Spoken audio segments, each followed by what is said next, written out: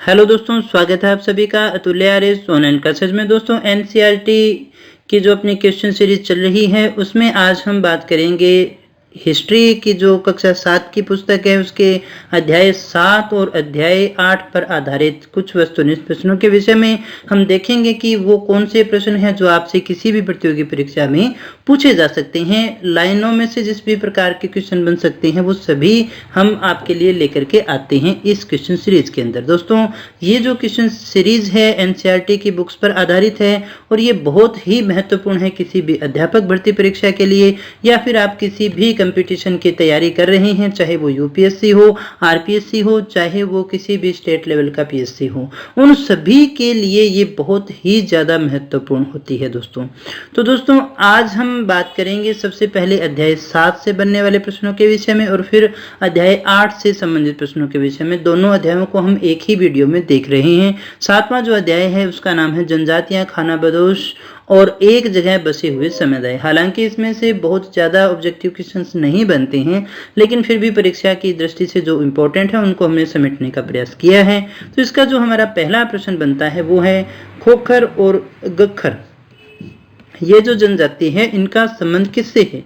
पंजाब से है, राजस्थान से है, गुजरात से है या फिर महाराष्ट्र से है? कहने का तात्पर्य है कि ये दोनों जनजातियां कौन से स्टेट में मिलती हैं? तो दोस्तों सही आंसर हमारा वो है नंबर 1, पंजाब से संबंधित हैं।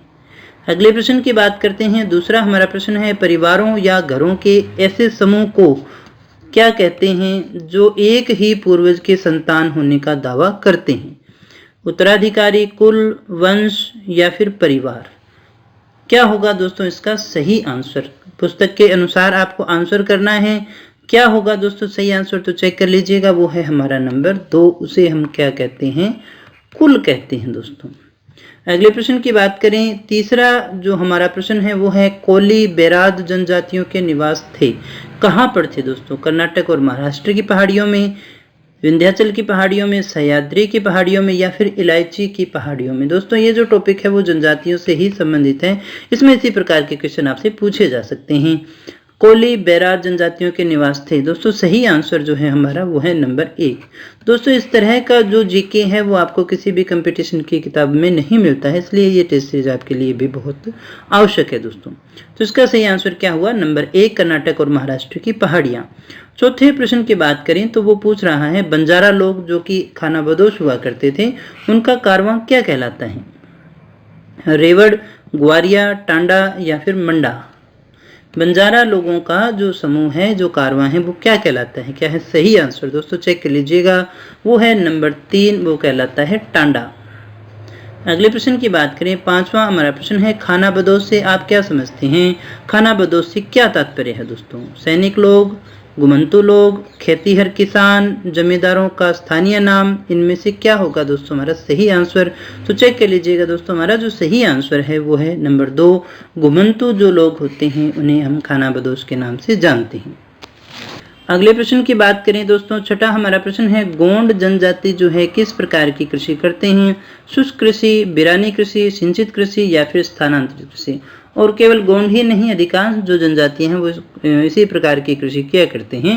क्या होगा सही आंसर? दोस्तों चेक कर लीजिएगा, सही आंसर हमारा वो है नंबर 4, स्थानांतरित कृषि। इसके अलग अलग स्थानों पर अलग अलग नाम भी आते हैं, जैसे झूमिंग है या फिर लड़ांग है, इस प्रकार के बहुत सारे नाम इनके आते हैं।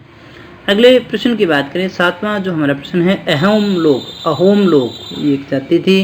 अहोम लोग मौजूदा कहाँ से आकर 13वीं सदी में ब्रह्मपुत्र घाटी में आकर बसे? कहाँ से आए थे और ब्रह्मपुत्र घाटी में आकर बसे? चीन से आए थे, बलूचिस्तान से आए थे, म्यांमार से आए थे या फिर नेपाल से आए थे? वो मौजूदा स्थान आपको बताना है, कहाँ से आए और ब्रह्मपुत्र घाटी में आकर बसे थे। सही आंसर हमारा वो है नंबर 3, म्यांमार से आए थे। 8वें प्रश्न की बात करें। अहोम राज्य बेगार पर निर्भर हुआ करता था। बेगार जिसमें पैसा नहीं मिलता, बिना पैसे के होने वाला कार्य होता है। राज्य के लिए जिन लोगों से जबरन काम लिया जाता था उसे हम कहते थे सागड़ी, तमठाना, पाइक या फिर वारुंदा। देखिए हम किसके संबंध में? अहोम समाज के संबंध में बात कर रहे हैं, तो बताइएगा उन्हें हम क्या कहते थे जिनसे जबरन काम लिया जाता था? तो दोस्तों सही आंसर है हमारा वो है नंबर 3, उसे हम कहते थे पाइक।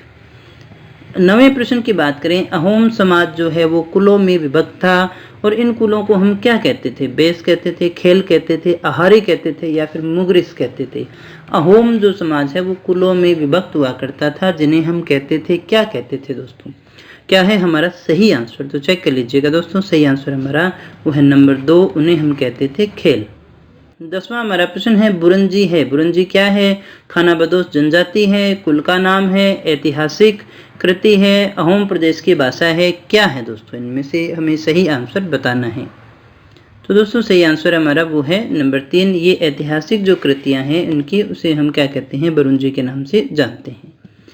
11वां हमारा प्रश्न है, दुर्गावती का संबंध है कुंभलगढ़ से, गढ़कटंगा से, रणथंभौर से या फिर गढ़ चित्तौड़गढ़ से। दुर्गावती जो थी, रानी दुर्गावती का संबंध किससे है? तो दोस्तों सही आंसर है हमारा वो है नंबर 2, गढ़कटंगा से संबंधित है। 12वें प्रश्न की बात करें, वर्णों के भीतर पैदा होती नई जातियों को कहते थे सहजातियां, नवजातियां, उपजातियां या फिर पुराजातियां। क्या कहते थे जो वर्णों के भीतर जातियां उत्पन्न होती थी दोस्तों? सही आंसर हमारा वो है नंबर 3, उन्हें हम कहते थे उपजातियां। अगले प्रश्न की बात करें दोस्तों, 13वां हमारा प्रश्न है, किसमें यह उल्लेख किया गया है कि गढ़कटंगा जो है उसमें 70,000 गांव थे? आपको बताना है सही आंसर इनमें से क्या होगा? बाबरनामा में, अकबरनामा में, तारीखे कटंगा में या फिर हुमायूंनामा में, किसमें ये बात कही गई है दोस्तों? तो सही जो आंसर है हमारा वो है नंबर 2, ये कहा गया है अकबरनामा में। किसमें कहा गया है दोस्तों? अकबरनामा में कहा गया है। अगले प्रश्न की बात करें, 14वां जो हमारा प्रश्न है, किस गोंड शासक ने संग्राम सिंह की उपाधि धारण की? किसने की थी? सांगा ने, संगम सिंह ने, अमनदास ने या फिर सुंदर सिंह ने? कौन सा गोंड शासक जो था जिसने संग्राम सिंह की उपाधि धारण की? तो दोस्तों सही आंसर हमारा वो है नंबर 3, अमनदास।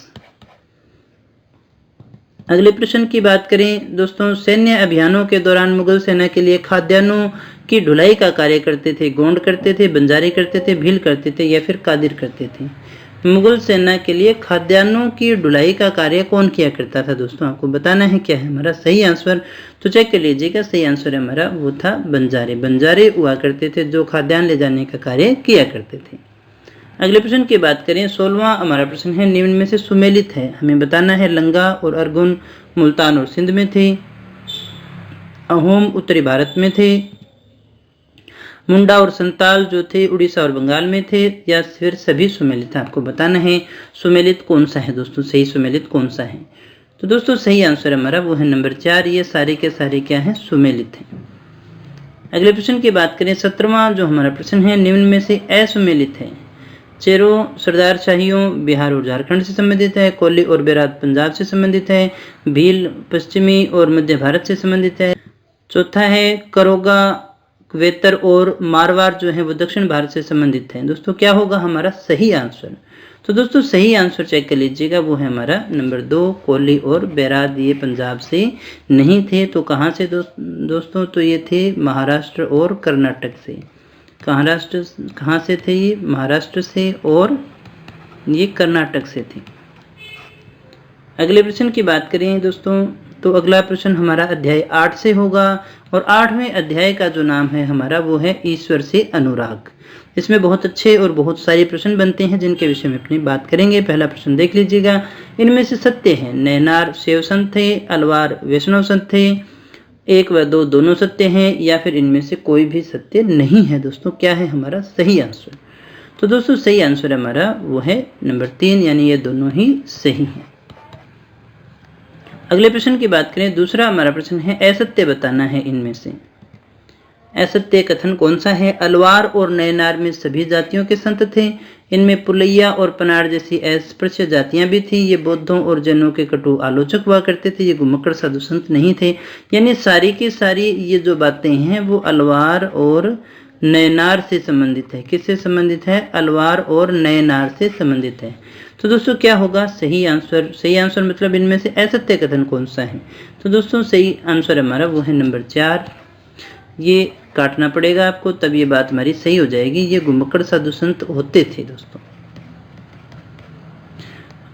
तीसरे प्रश्न की बात करें, दिव्य प्रबंधम में किसके गीत संकलित है? अलवारों के, नैनारों के, बौद्धों के या फिर जैनियों के? दिव्य प्रबंधम में किसके गीत संकलित हैं दोस्तों? सही आंसर हमारा वो है नंबर 1 अलवारों के।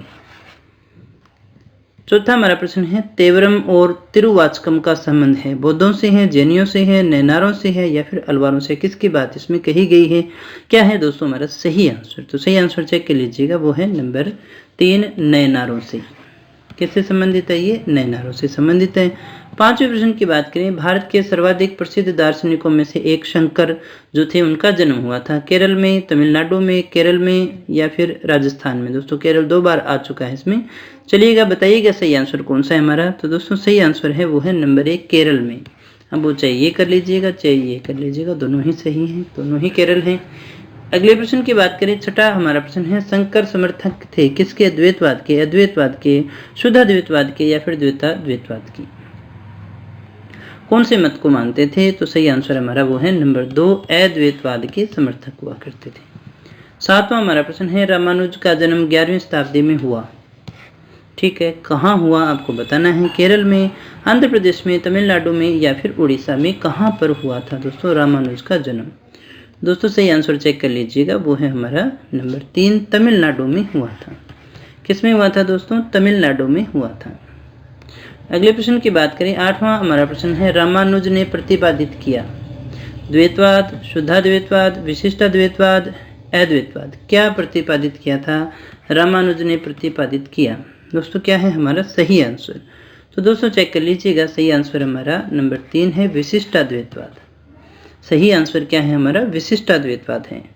अगले प्रश्न की बात करें, नवा हमारा प्रश्न है वीर शैव आंदोलन प्रारंभ हुआ कर्नाटक से, केरल से, तमिलनाडु से या फिर उड़ीसा से? वीर शैव जो आंदोलन है वो कहाँ से प्रारंभ हुआ था दोस्तों? क्या है हमारा सही आंसर? तो चेक कर लीजिएगा, सही आंसर हमारा वो है नंबर 1 कर्नाटक से आरंभ हुआ था। अगले प्रश्न की बात करें, 10वां हमारा प्रश्न है ज्ञानेश्वर, नामदेव, एकनाथ, तुकाराम जो कि वैष्णव संत थे, इनका संबंध है किससे है? केरल से है, तमिलनाडु से है, महाराष्ट्र से है या फिर उड़ीसा से है? ज्ञानेश्वर, नामदेव, एकनाथ, तुकाराम जो कि वैष्णव संत थे, इनका संबंध है किससे है दोस्तों? क्या है हमारा सही आंसर? तो दोस्तों सही आंसर हमारा वो है नंबर 3 महाराष्ट्र से संबंधित थे ये सारे के सारे। अगले प्रश्न की बात करें, 11वां हमारा प्रश्न है विट्ठल की आराधना से किस संप्रदाय का जन्म हुआ?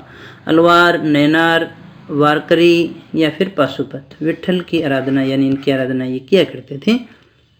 क्या होगा सही आंसर दोस्तों? तो चेक कर लीजिएगा, वो है नंबर 3 वारकरी संप्रदाय। 12वें प्रश्न की बात करें, पंढरपुर की वार्षिक यात्रा पर बल देता है कौन सा समुदाय या संप्रदाय? वारकरी, पशुपत, वैष्णव या फिर शाक्त? पंढरपुर, और ये इसका मुख्य केंद्र भी माना जाता है। तो दोस्तों सही आंसर हमारा वो है नंबर 1 वारकरी संप्रदाय। अगले प्रश्न की बात करें, 13वां हमारा प्रश्न है अभंग है क्या है? संप्रदाय है, शिव का अवतार है, ब्रह्म का रूप है या फिर मराठी भक्ति गीत है? अभंग हम किसे कहते हैं, किससे संबंधित है? तो दोस्तों सही आंसर हमारा वो है नंबर 4 मराठी भक्ति गीतों से संबंधित है। 14वें प्रश्न की बात करें, सखूबाई जो है वो कहाँ की संत थी?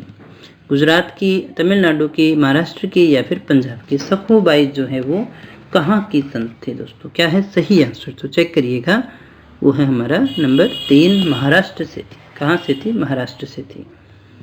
15वें प्रश्न की बात करें, वैष्णव जन तो तेने कहिए पीर पराई जाने रे। बहुत ही अच्छा और बहुत ही शानदार भजन है, महात्मा गांधी का भी प्रिय भजन था। आपको बताना है ये किसका लिखा हुआ है? तुकाराम का, ज्ञानेश्वर का, सखूबाई का या फिर नरसिंह मेहता का? किसका है दोस्तों? क्या है हमारा सही आंसर? तो दोस्तों सही आंसर हमारा वो है नंबर 4 नरसिंह मेहता। अगले प्रश्न की बात करें, 16वां हमारा प्रश्न है जिक्र, चिंतन, समा, रक्स, सांस पर नियंत्रण ये किस मत की ईश्वर प्राप्ति की या फिर शुद्धिकरण की जो है रीतियां थी? सिद्धों की, नाथों की, सूफियों की या फिर योगियों की? किस मत में है दोस्तों ये? तो दोस्तों सही आंसर हमारा वो है नंबर 3, ये सूफियों से संबंधित है। 17 नंबर प्रश्न की बात करें, कश्मीर में 15वीं एवं 16वीं शताब्दी में सूफीवाद के ऋषि पंथ का उदय हुआ था। कौन से पंथ का उदय हुआ? ऋषि पंथ का उदय हुआ। तो इस पंथ की स्थापना किसने की थी? ख्वाजा मोइनुद्दीन चिश्ती ने, शेख नूरुद्दीन वली ने, शेख सादी ने या फिर संत तुकादास ने? किसने की थी दोस्तों ऋषि पंथ की स्थापना? ऋषि पंथ का उदय किसके द्वारा हुआ था? तो दोस्तों सही आंसर हमारा वो है नंबर 2 शेख नूरुद्दीन वली ने। अगले प्रश्न की बात करें, 18वां हमारा प्रश्न है, सूफी संस्था जहां सूफी संत अक्सर रहते भी हैं क्या कहलाती है? मंजिल, शाही दरवाजा, दरवेश या फिर खानका। यानी सूफी संस्था जहां पर सूफी संत अक्सर रह भी लेते हैं, कौन सी है दोस्तों? क्या है सही आंसर? चेक कर लीजिएगा, वो है नंबर 4, उसे हम कहते हैं खानका। 19वें प्रश्न की बात करें, रामचरितमानस की रचना की। आई होप ये क्वेश्चन सभी का सही होगा, तो फटाफट से चेक कर लीजिएगा। ये भी सही नहीं होगा तो फिर मामला गड़बड़ है। सही आंसर है 2 नंबर तुलसीदास। 20वें प्रश्न की बात करें, सूरसागर, सूर सरावली, साहित्य लहरी, ये किसकी रचनाएं हैं? आई होप ये भी आप निकाल ही लोगे। सही आंसर आपका सबका सही ही होना चाहिए, बहुत साधारण सा प्रश्न है। रहीम तुलसीदास, वाल्मीकि, सूरदास, क्या है सही आंसर? तो वो है हमारा नंबर 4 सूरदास। 21वें प्रश्न की बात करें, शंकर देव जो थे वो कहाँ के थे? नेपाल के थे, तमिलनाडु के थे, असम के थे या फिर गुजरात के थे? ये भी काफी इंपॉर्टेंट संत थे। शंकर देव कहाँ से थे? तो वो थे नंबर 3 असम से। 22वें प्रश्न की बात करें, नाम घर जो कि कविता पाठ और प्रार्थना गृह होता है, स्थापित करने की पद्धति किसके द्वारा चलाई गई थी? तुकाराम, शंकरदेव, सूरदास या फिर शंकराचार्य, किसके द्वारा चलाई गई थी दोस्तों नाम घर? तो दोस्तों सही आंसर हमारा वो है नंबर 2 शंकर देव के द्वारा चलाई गई थी। 23वां हमारा प्रश्न, कीर्तन घोष किसकी रचना है? कीर्तन घोष जो रचना है वो किसकी है? तुकाराम की है, शंकर देव की है, सूरदास की है या फिर शंकराचार्य की है? तो दोस्तों सही आंसर क्या है? वो है हमारा नंबर 2 शंकर देव की है। किसकी है? शंकर देव की। 24वां प्रश्न है, गीत गोविंद की रचना किसने की थी? जयदेव, सूरदास, तुलसीदास या फिर शंकराचार्य? गीत गोविंद की रचना जो है वो किसके द्वारा की गई? सही आंसर बताइएगा, चेक कर लीजिए। सही आंसर हमारा नंबर 1 जयदेव के द्वारा की गई थी दोस्तों।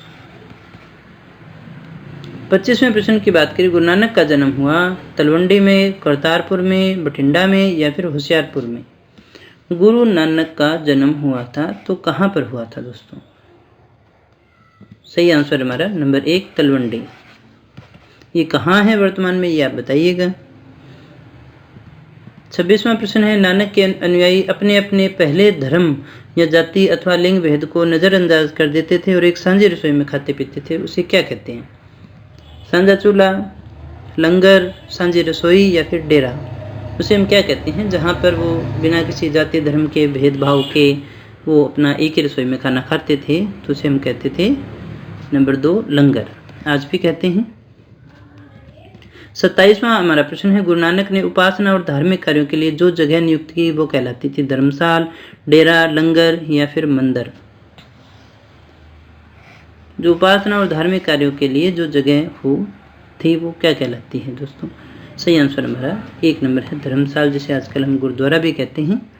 अगले प्रश्न की बात करें, 28वां हमारा प्रश्न है, अंगद जो गुरु थे उनका मूल नाम क्या था? धर्म सिंह था, लहणा था, साबो था या फिर करतार था? गुरु अंगद का मूल नाम क्या था? तो दोस्तों चेक कर लीजिएगा, सही आंसर हमारा वो है नंबर 2 लहणा। कौन थे? लहणा थे। 29वां हमारा प्रश्न है, अमृतसर का अन्य नाम? अमृतसर का अन्य नाम क्या है दोस्तों? धर्मनगर है, नानक नगर है, रामदासपुर है या फिर करतारपुर है? अमृतसर का अन्य नाम क्या है, किस नाम से जाना जाता है दोस्तों? तो दोस्तों सही आंसर हमारा वो है नंबर 3 रामदासपुर। 30वें प्रश्न की बात करें, 1699 में खालसा पंथ की स्थापना की थी, किसने की थी दोस्तों? गुरु नानक ने, गुरु अर्जुन देव ने, गुरु अंगद ने या गुरु गोविंद सिंह ने? 1699 में खालसा पंथ की स्थापना किसके द्वारा की गई थी दोस्तों? क्या है सही आंसर? तो चेक कर लीजिएगा, वो है हमारा नंबर 4 गुरु गोविंद सिंह के द्वारा की गई थी। 31वां प्रश्न है, आलवार संत जो थे उनकी संख्या कितनी थी दोस्तों? आलवार संतों की संख्या कितनी थी आपको बताना है। दक्षिण भारत के संत हैं ये, जिनसे हम ये मानते हैं भक्ति आंदोलन का जन्म हुआ था, उसमें इनकी बहुत महत्वपूर्ण भूमिका मानते हैं इन्हीं से। तो दोस्तों सही आंसर हमारा वो है नंबर 4 12 थी। अब बताना है नैनार संतों की संख्या कितनी थी इनमें से? 63 है, 42 है, 26 है या फिर 22 है? नैनार जो संत है उनकी संख्या कितनी है? तो दोस्तों सही आंसर हमारा वो है नंबर 1 कितनी थी? 63 यानी 63 थी दोस्तों। जलालुद्दीन रूमी कौन हुआ करते थे? कौन थे? 13वीं सदी के महान सूफी शायर थे, 12वीं सदी के महान शासक थे, 11वीं सदी के मालवा के शासक थे, 14वीं सदी में प्रसिद्ध यात्री थे जो भारत आए थे। क्या है हमारा सही आंसर? तो दोस्तों सही आंसर है वो है नंबर 1, 13वीं सदी के महान सूफी शायर थे ये। तो दोस्तों ये थे आज के हमारे प्रश्न जो आधारित थे 6ठे और 7वें अध्याय पर, दोनों हमने देख लिए थे। 7वें और 8वें अध्याय पर थे, दोनों हमने देख लिए हैं। अगला जो टेस्ट होगा हम उसमें 9वें और 10वें अध्याय से संबंधित प्रश्नों के विषय में बात करेंगे दोस्तों ये जो टेस्ट सीरीज है वो आपकी एनसीईआरटी के बुक्स पर आधारित है। कक्षा 7 की बुक को अपने देख रहे हैं। अगले टेस्ट में आई होप कि ये जो पुस्तक है वो कंप्लीट हो जाएगी। तो दोस्तों अगर वीडियो अच्छा लगा हो तो लाइक कर देना, दोस्तों के साथ में शेयर कर देना। चैनल पर पहली बार आए हो तो सब्सक्राइब कर लेना, ताकि इस तरह के जो एजुकेशनल वीडियो है, क्वालिटी एजुकेशन वीडियो आपको रोजाना यहाँ पर मिलते रहें और आगे भी मिलते रहेंगे दोस्तों। तो दोस्तों मिलते हैं कल के टेस्ट में कुछ और नए प्रश्नों के साथ, कुछ और नई जानकारी के साथ। तब तक बने रहिए हमारे साथ। Thank you very much.